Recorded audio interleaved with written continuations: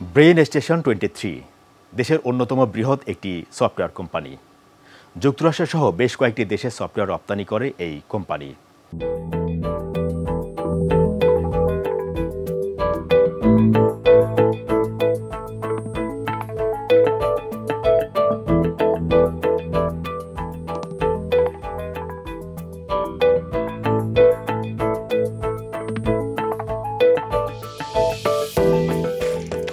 আমরা চারজন পার্টনার মিলে শুরু করেছিলাম। আমি বাদে বাকি তিনজন পার্টনারই বুয়েটের আর্কিটেক্ট, আর আমি বুয়েটের ইলেকট্রিক্যাল ইলেকট্রনিক্স ইঞ্জিনিয়ার।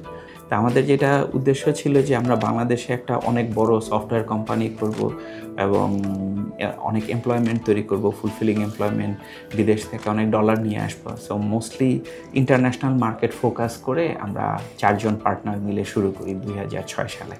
আমরা শুরু করেছিলাম ওয়েব অ্যাপ্লিকেশন ডেভেলপমেন্ট দিয়ে, বিভিন্ন রিয়েল এস্টেটের সফটওয়্যার বানাতাম, CRM, CMS। গ্র্যাজুয়ালি আমরা মোবাইল অ্যাপ্লিকেশান, এই যে আইফোন অ্যাপ্লিকেশান, আইপ্যাড অ্যাপ্লিকেশান এগুলো শুরু করি। আমাদের প্রোডাক্ট গ্লোবালি ধরেন এখন 130টার উপরে কান্ট্রিতে ইউজ হয়, কিন্তু মেজরিটি কাজ হয় আসলে আমাদের ইউরোপের সাথে। এবং আমাদের মহাখালীতে এখানে অফিস আছে, মিরপুরে অফিস আছে। চলুন আপনাদেরকে দেখাই আমাদের অফিস এবং আমার পার্টনারের সাথেও পরিচয় করে দিই। এখন আমরা 8 জন ডিরেক্টর কাজ করি। সো আমি আমার পার্টনার্স এবং CWO তার সাথে পরিচয় করে দিচ্ছি। আসেন আমাদের অফিসটা আপনাকে দেখাই।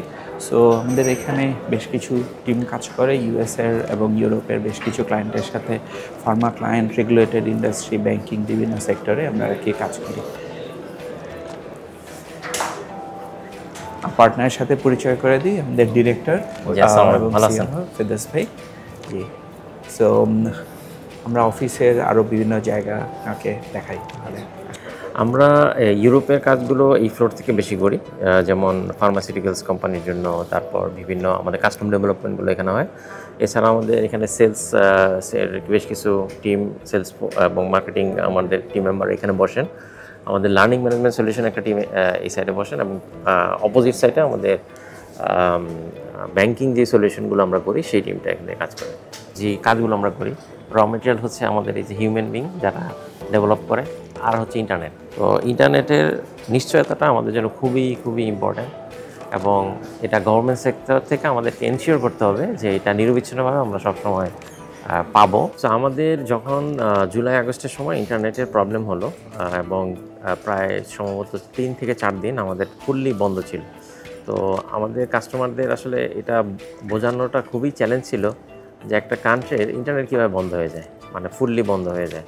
তো আমরা যেটা গভর্নমেন্ট ডিক্লারেশন ছিল সেটা অনুসারে আমরা কাস্টমারকে ইনফর্ম করি, এবং আমরা আমাদের একটা ছোট টিমকে দেশের বাইরে পাঠিয়ে দিই যাতে করে তারা ক্রিটিক্যাল সাপোর্টগুলো দিতে পারে, বিকজ অনেকগুলো সিস্টেম আমরা ম্যানেজ করতাম যেটা হচ্ছে মিশন ক্রিটিক্যাল।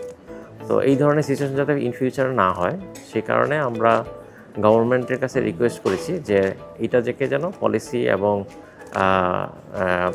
কন্ট্রোল করে আমরা যেন নিশ্চিত করতে পারি যে সফটওয়্যার কোম্পানিগুলো এই ধরনের চ্যালেঞ্জের মুখোমুখি যেন কখনো না হয়।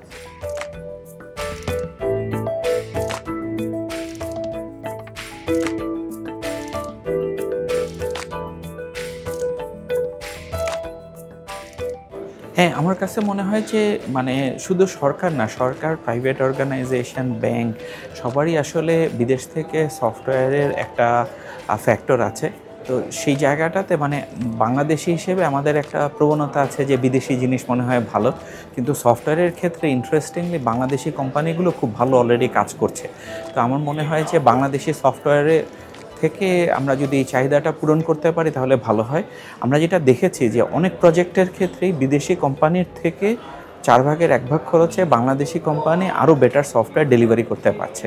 সো আমার কাছে মনে হয় যে এটা একটা ভালো অপরচুনিটি হবে যদি বাংলাদেশে থেকে কাজ করানো হয় আর কি। সরকার অলরেডি এই জায়গাগুলোতে অনেক ভালো কাজ করছে। এই কাজগুলো কন্টিনিউ করা, যে সাপোজ বাংলাদেশের একটা ভালো ব্র্যান্ডিং করা, একটা কমিউনিকেশন করা। আমার মনে হয় যে এই যে AI এর ফলে একটা বিগ ডিসরাপশন হচ্ছে, এবং সেই জায়গাটাতে AI সার্ভিসের মাধ্যমে বাংলাদেশ একটা ভালো পজিশন দখল করতে পারে। তো অন্যান্য সব কান্ট্রিগুলো এআই প্রোডাক্ট বানাচ্ছে, বাট এআই সার্ভিসের মাধ্যমে যে কোম্পানিগুলোর ইফিসিয়েন্সি বাড়ানো, এই জায়গাটাতে খুব কম কান্ট্রি ফোকাস করছে। সো এই জায়গাটাতে যদি বাংলাদেশ থেকে আমরা একটা ব্র্যান্ডিং পজিশন তৈরি করতে পারি, আমার মনে হয় যে এটা একটা খুব ইন্টারেস্টিং অপরচুনিটি হবে। মানে ওয়ার্ল্ডে যা টেকনোলজি আসতেছে, বাংলাদেশ কিন্তু ইমিডিয়েটলি এই টেকনোলজির সাথে আপডেটেড থাকতেছে। তো এখন গ্লোবালি যখন এআই এর হেভি আগ্রাসন হচ্ছে, এখন আগে কিন্তু আমরা এআই নিয়ে অনেকদিন কাজ করছিলাম, কিন্তু আমরা কাস্টমারের কাছ থেকে রিকোয়ারমেন্ট পাচ্ছিলাম না। এখন যেমন ধরেন আমরা ইউনিলিভারের সাথে এআই নিয়ে কাজ করছি, বিকজ কাজ আসছে এখন। So what is becoming possible, people এখন এটা জানে আর কি। আর বাংলাদেশের যে এন্টারপ্রাইজ ওয়ার্ল্ড, এটাও ম্যাচিওর্ড হচ্ছে, বাংলাদেশের যে ব্যাংকিং ওয়ার্ল্ড, এটাও ম্যাচিওর্ড হচ্ছে। তারা ভালো কাজ চাচ্ছে এবং বাংলাদেশ থেকে আমাদের মতন অনেক কোম্পানি ভালো কাজগুলো ডেলিভার করতে পারছে। ফিউচারে আমরা ভেঞ্চার স্টুডিও করতে চাই, যেখানে অনেক কোম্পানির সাথে আমরা কাজ করব এবং তাদেরকেও গাইড করব কিভাবে করে আমরা গ্লোবাল লিডার হতে পারি। সো এরকম আমাদের আলহামদুলিল্লাহ একটা বড় ভিশন আছে এবং সেটার জন্য আমাদের আলহামদুলিল্লাহ খুব ভালো একটা লিডারশিপ নেটওয়ার্ক আছে। যে আমাদের যেমন আমরা অর্গানাইজেশনকে অনেকগুলো স্ট্র্যাটেজিক বিজনেস ইউনিটে ভাগ করেছি। এক একটা স্ট্র্যাটেজিক বিজনেস ইউনিট এক একটা জায়গাতে লিডার হচ্ছে। যে সাপোজ কেউ ই কমার্সে লিডার হচ্ছে, কেউ টেলকোতে লিডার হচ্ছে, কেউ ফিনটেকে লিডার হচ্ছে, কেউ ফার্মাতে লিডার হচ্ছে, end to end solution. So এরকম একটা গ্লোবাল ডমিনেন্সের দিকে এবং গ্লোবাল একটা রেসপেক্টেবল পজিশনের দিকে আমরা ইনশাআল্লাহ বাংলাদেশকে নিয়ে যেতে চাই, আমাদের কোম্পানিকে নিয়ে যেতে চাই।